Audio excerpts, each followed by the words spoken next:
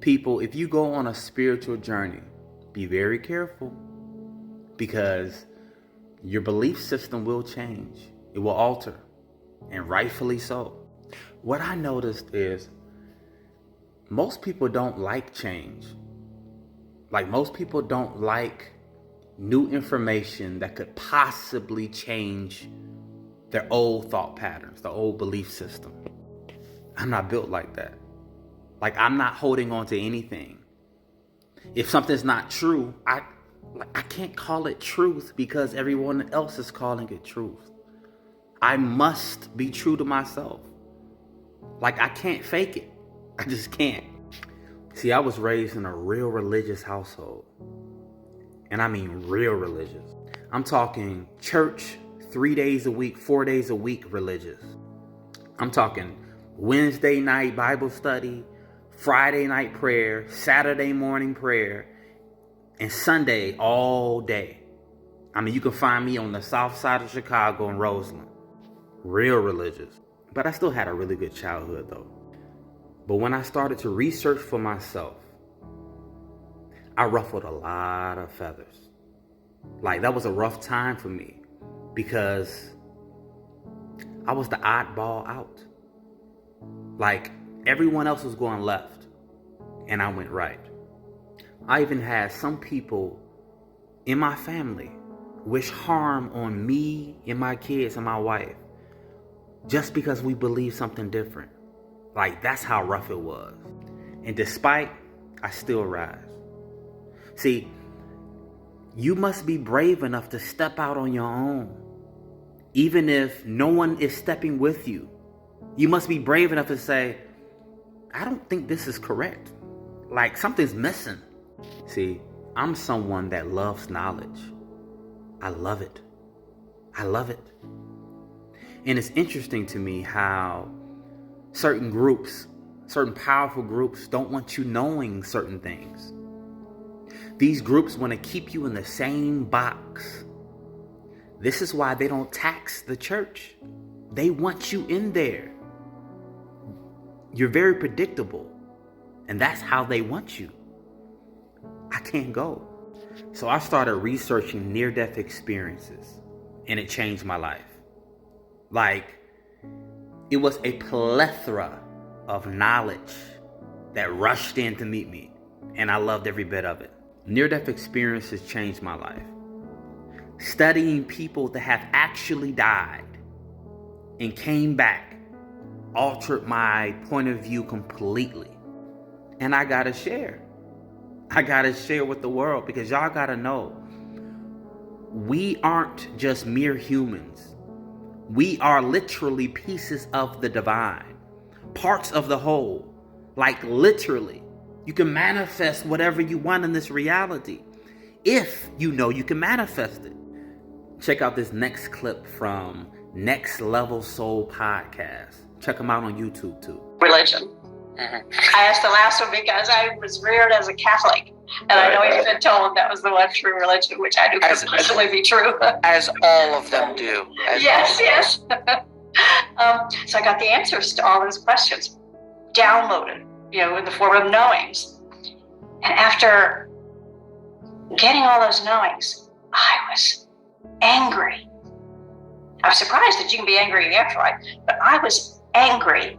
I felt betrayed. I felt like everybody knew this but me. I must be stupider in the dirt if I didn't know this. Everybody's got to know this, and they wouldn't tell me. My parents wouldn't tell me the truth.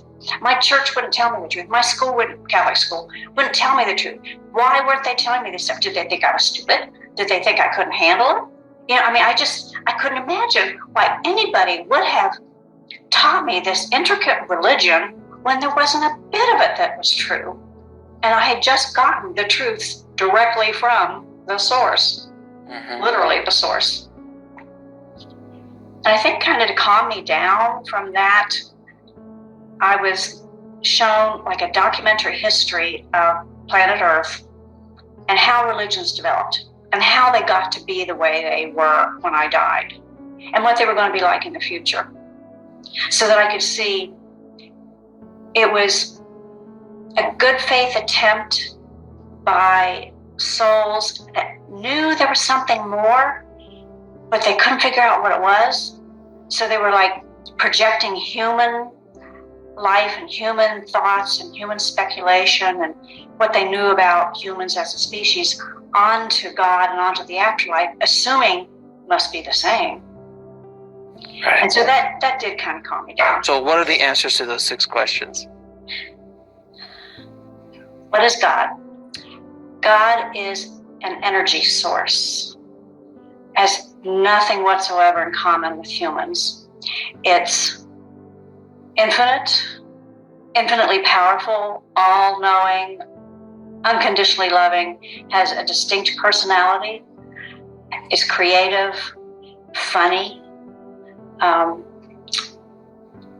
curious, extremely curious.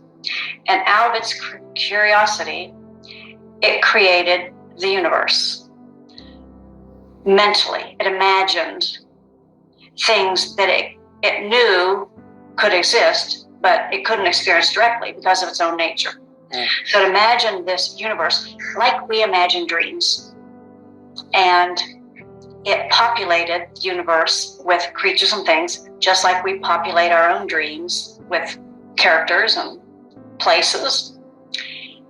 And then in order to experience what it was like to be in that universe, to be inside a human, to be inside a tree, to be inside a rock, to be inside a comet, it projected its own consciousness and self-awareness into those various physical matter things as what humans call a soul. And it operates much more sophisticated, but similar to how when we dream, there's always a character in the dream that's us. It's the same character that we play during the day. And we are inside that dream character, experiencing the dream the same way we're inside a human body, experiencing human life from the inside out. And that's what Source is doing. It's experiencing the universe from inside all of the things it has imagined. And so the person that you love as yourself, that you consider to be the real you, the true you, your identity, your personality, that's the soul, not the body. What about manifestation? See, that's what I love.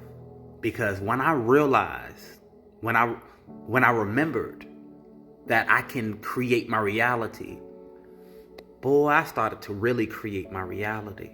Like I really started to focus on what I wanted and ignore what I don't want. And my reality started to take off like a rocket. Listen to this. And it's true. I learned after doing it 3 times, I got a download of information about manifesting. There were very, very few English words used in my whole experience. Manifesting was one of them. And it was explained to me that we souls inside human bodies manifest what the body experiences as physical reality. It's all thoughts projected into physical matter. I remember when I first told people that I knew, friends and family, about manifesting, how you can literally manifest your reality. People thought I was crazy. Well, I'm not that crazy now, because now the world is waking up. I want you to wake up. You are powerful beyond measure. When you operate in love, you operate with God. Now, from my personal research, I found that Yeshua, or Jesus, was real. I just don't believe the religion that was created around him. Yeshua came down here to be an example of love. Be like him. Love like him. But don't worship him. He didn't come down here to be worshiped. Humans like to worship things. That's not the point of existence. The point of existence is to love one another, despite the differences. The point of existence is to create your reality through the vibration of love and raise the frequency. And if you would like even more help with manifesting, download my free app, The Law of Attraction Library. It's in both app stores.